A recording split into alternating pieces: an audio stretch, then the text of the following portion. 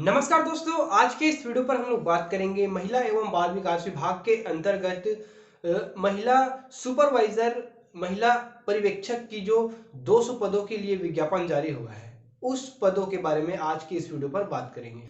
क्योंकि फ्रेंड्स, जो रिक्वायरमेंट जारी हुआ है वो 200 पदों के लिए जारी हुआ है, जिसमें 100 पदों के लिए खुली सीधी भर्ती है और 100 पदों के लिए परिसीमित सीधी भर्ती है। तो इसमें बहुत लोग कंफ्यूज हो रहे हैं कि ये एक्चुअल में है क्या, इसके लिए हम लोग अप्लाई कैसे करें, क्या 200 पदों के लिए भर्ती होगी या फिर 100 पदों के लिए अलग अलग से होगी। तो इसमें बहुत सारे क्वेश्चन बन रहे हैं। तो फ्रेंड्स, आज के इस वीडियो पर आप लोगों को मैं पूरा डिटेल से बताऊंगा कि ये माजरा क्या है। तो फ्रेंड्स, वीडियो पर बने रहिए और हमारे चैनल को सब्सक्राइब नहीं किया तो प्लीज सब्सक्राइब कर लीजिए और सब्सक्राइब के साइड में दिए बेल आइकन को एक बार प्रेस कर दीजिए। सो फ्रेंड्स, चलिए वीडियो शुरू करते हैं और विस्तार से आपको बताते हैं।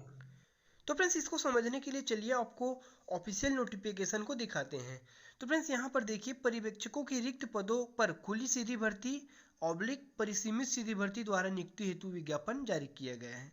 महिला एवं बाल विकास विभाग के अंतर्गत पर्यवेक्षक सुपरवाइजर के रिक्त 200 पदों पर नियुक्ति के लिए चयन हेतु प्रतियोगी परीक्षा का आयोजन किया जाएगा।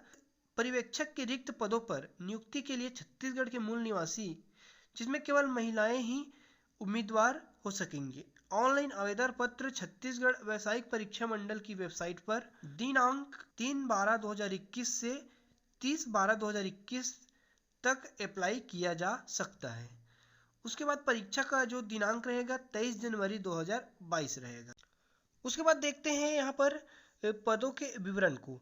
तो यहाँ पर कंडिका 1.1 में दिया है खुली सीधी भर्ती और कंडिका 1.2 में दिया है परिसीमित सीधी भर्ती। खुली सीधी भर्ती के लिए भी कुल 100 पद आरक्षित है तथा परिसीमित सीधी भर्ती के लिए भी कुल 100 पद आरक्षित है, जिसमें से 3 पद बैकलॉग पद है।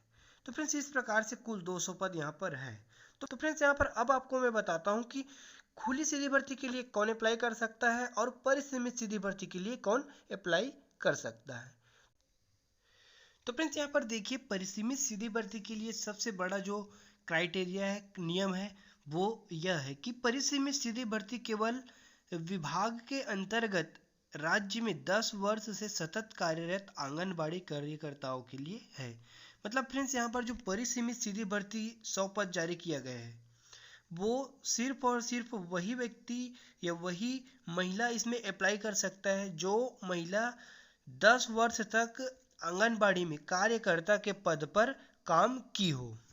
उसके बाद दूसरा महत्वपूर्ण नियम है, परिसीमित सीधी भर्ती के अभ्यर्थी आंगनबाड़ी कार्यकर्ता के लिए 10+2 पद्धति के अंतर्गत 12वीं कक्षा उत्तीर्ण होना चाहिए अथवा हायर सेकेंडरी परीक्षा उत्तीर्ण होना अनिवार्य होगा। तीसरा महत्वपूर्ण नियम है, निर्धारित शैक्षणिक अर्हता आवेदन पत्र भरने की अंतिम दिनांक को अवश्य होना चाहिए। अर्थात यदि कोई आवेदिका इस वर्ष की हायर सेकेंडरी 12वीं की परीक्षा में सम्मिलित हुई है और आवेदन पत्र भरने की अंतिम तिथि तक उसके पास हायर सेकेंडरी 10+2 12वीं परीक्षा उत्तीर्ण करने का प्रमाण पत्र उपलब्ध नहीं है, तो वह चयन हेतु आयोजित प्रतियोगी परीक्षा में बैठने के लिए पात्र नहीं होगी। चौथा नियम है, 1 जनवरी 2021 को आंगनबाड़ी कार्यकर्ता के पद पर न्यूनतम 10 वर्ष तक की सतत सेवा छत्तीसगढ़ राज्य के किसी शासकीय आंगनबाड़ी केंद्र, बाल विकास योजना ओरछा के आंगनबाड़ी कार्यकर्ता को शामिल करते हुए में पूर्ण करते हुए चयन उपरांत अभिलेखों के सत्यापन के दौरान भी कार्यरत हो।